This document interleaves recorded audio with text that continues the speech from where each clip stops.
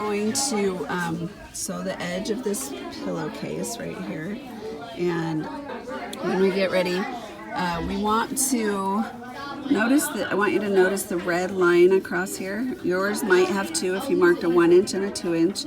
I'm only marking the 2 inch because that's the only one you really need. Change my stitch length to a 5, so I'm going to move this so that it goes all the way up to a 5. Okay, then on my pillowcase I am actually going to stitch from here till I get to the red line with the stitch length on the 5. Okay, then I am going to move my stitch length back to a 2.5. Right, see where that's blinking? Just put it back on that, and then so I'm going to stitch from the top of the bag to this red line, and then I am going to change my length to a 2.5.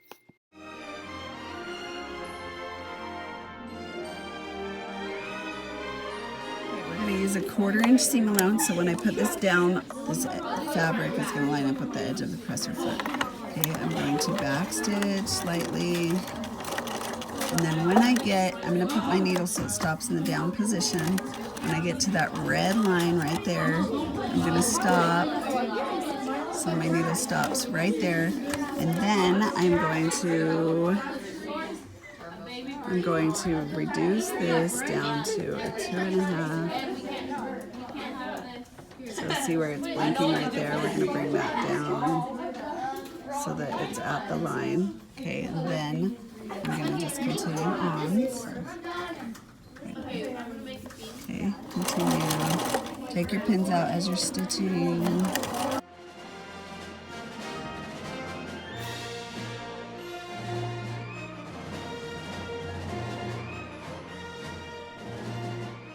Okay, when you get down to the bottom, see this edge right here? That's going to match with that metal part right there.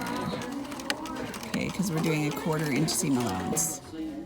Okay, so that should be matching. If it's not matching, get it so it's matching, but make sure your needle stops in the down position so that when I lift that, it's anchored so that you get a nice clean corner that looks really nice. Okay, then I'm going to go this way.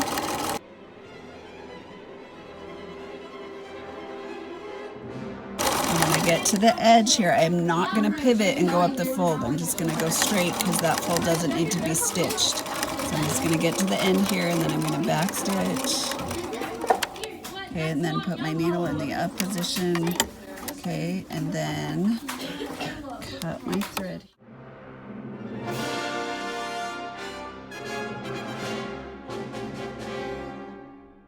Settings, we want to make sure we set it so the needle's in the down position. I'm going to push this button over here. That arrow now is pointing down, and then we're ready to start sewing. Okay, we're going to start by stitching the pillow. After we have pinned it, notice how I have 2 pins that mark where my opening is going to be on this side. The rest of them are just randomly pinned, but I usually try to use 2 of this similar color or the same color to mark my opening. So I'm going to start at the beginning of my opening and go all the way around until I get to the end of my opening. So it'll leave it here. So I need a back stitch here and back stitch here. Okay, so I'm going to line this up with my 3/8 inch seam allowance. It's the first line on my stitch plate. Okay, I'm going to match this pin up to so I can kind of see that it's going through where the windshield is.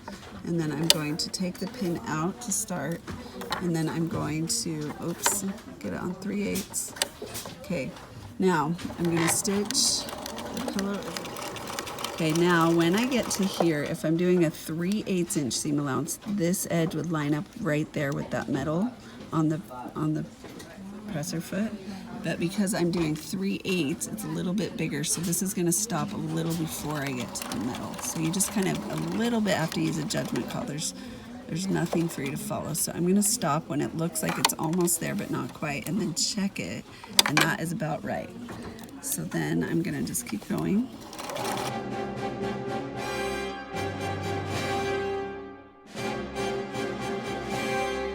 Okay, now notice how the pin is going in horizontally when I get to the corner. That was by design. I did that because I want to make sure that my pin's not going to get in my way. If my pin is going this way, then I have to take it out sooner.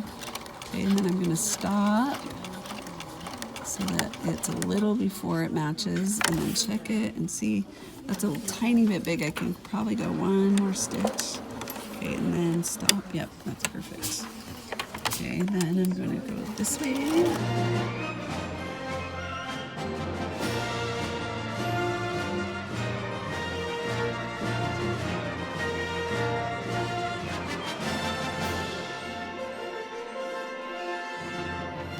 Okay, now I'm almost to my opening. If you look down here, I'm going to stop at this pin, and I'm going to put a little back stitch in. Okay, so just leave, you need to have an opening that's small enough. Okay, and then I'm going to bring my needle up and cut it.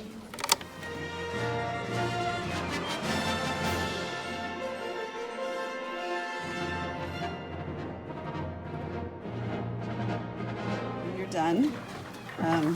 You just trim your corners, make sure you don't cut your stitch. The trimming corners gets rid of the bulk. So I'm just going to trim them. Make sure you don't cut your stitch or you'll get a little hole in the corner. So it's super important when you cut that. Now if you have an extra wide like edge, then we can sometimes take a little tiny bit more to get rid of more bulk.